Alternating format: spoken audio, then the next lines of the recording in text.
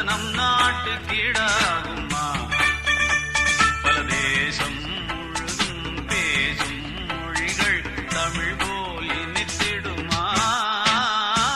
சொர்க்கமே என்றாலும் அது நம்மூரை போல